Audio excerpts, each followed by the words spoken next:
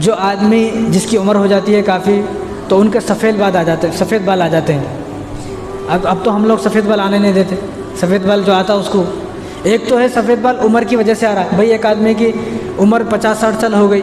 एक है एक आदमी को बीमारी की वजह से आ रहा है, एक आदमी 20 साल का है, 25 साल का है, 30 साल का, उसको सफ़ेद बाल आ रहा है, तो इसको बीमारी की वजह से है। ये जो हदीस है सफ़ेद बाल के ऊपर, ये हदीस उसकी है जो 50-60 साल हो गई, अब उसके सफ़ेद बाल आ रहे हैं।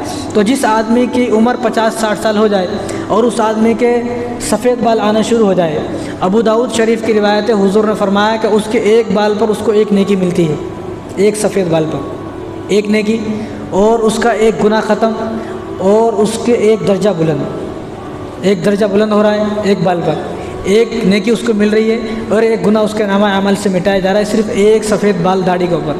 और जो लोग दाढ़ी रख ही नहीं रहे, चलो इनके ऊपर मैं कभी और बताऊंगा।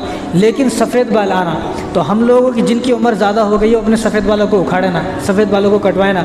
और हुजूर ने इरशाद फरमाया कि जिस आदमी के सफ़ेद बाल आने शुरू हो जाते हैं तो अल्लाह तबारक व तआला भी उस आदमी से शर्माते हैं।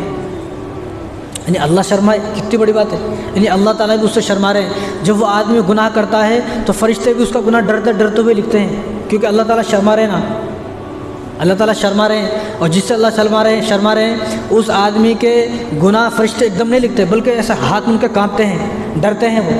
और हुजूर ने इरशाद फरमाया कि जिस आदमी के बाल सफ़ेद हो जाते हैं तो उस आदमी, जब वो आदमी अल्लाह तबारक व तआला से दुआ करता है तो अल्लाह तबारक व तआला उसके हाथों को खाली नहीं लौटाते, उसकी दुआ ज़रूर कबूल होती है। लेकिन ये वो लोग हैं जो नेक है, जो चिंदी चोर है वो नहीं, बल्कि नेक आदमी हो, नेक काम करने वाला हो, तकवा परहेज़गारी की ज़िंदगी हो, उसकी सुन्नतों के मुताबिक ज़िंदगी गुजारता हो, फिर उसके लिए सब फ़ज़ाइल हैं।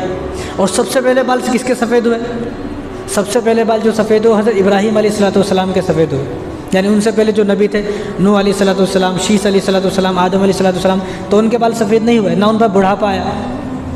उनकी उम्र ज़्यादा हो गई लेकिन बुढ़ापा नहीं आया। सबसे पहले जो बुढ़ापा आया वो हज़रत इब्राहीम अलैहिस्सलाम पर आया और उनके सफ़ेद बाल सफ़ेद हो गए। जब सफ़ेद बाल दाढ़ी के सफ़ेद हुए, उनके भी सर के नहीं हुए, दाढ़ी के बाल। जब उन्होंने देखा कि मेरे दाढ़ी के बाल सफ़ेद हो गए तो हैरान हो गए। अल्लाह ताला से पूछे अल्लाह क्या है? तो अल्लाह ने फरमाया कि सफ़ेद बाल का आना आदमी की अक़ल को बढ़ाता है, आदमी के तजुर्बे को बढ़ाता है, और आदमी के जो है नफ्सानी ख्वाहिशात कंट्रोल होती है जब सफ़ेद बाल, लेकिन ना उखाड़े तो। इसलिए जब और उनकी इज़्ज़त बढ़ती है। जब ये सुना तो इब्राहीम अलैहिस्सलाम भी खुश हो गए कि अच्छा हुआ सफ़ेद बाल आ रहे हैं, तो उनके सफ़ेद बाल आने शुरू हुए। और दूसरी बात, इब्राहीम अलैहिस्सलाम और इस्माइल अलैहिस्सलाम दोनों के जो चेहरे थे वो एक जैसे थे, लोगों को पहचानने में नहीं आता है इब्राहीम कौन है, इस्माइल कौन है। तो जब सफ़ेद बाल आने शुरू हुए और बुढ़ापे के आसार ज़ाहिर हुए तो लोग आसानी से पहचान लेते थे ये इस्माइल अलैहिस्सलाम, ये इब्राहीम अलैहिस्सलाम है। तो जब सफ़ेद बाल आए तो आदमी ये ना सोचे कि यह क्या मुसीबत आ गई, ये अल्लाह तबारक व तआला की तरफ से जो है इनाम है।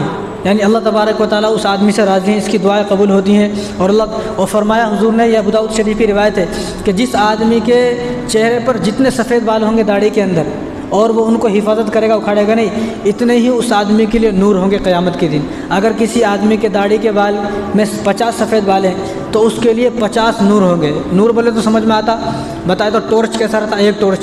एक टॉर्च रात को करंट चला जाता है, एक टॉर्च अगर जलाए तो पूरी मस्जिद रोशन हो जाती।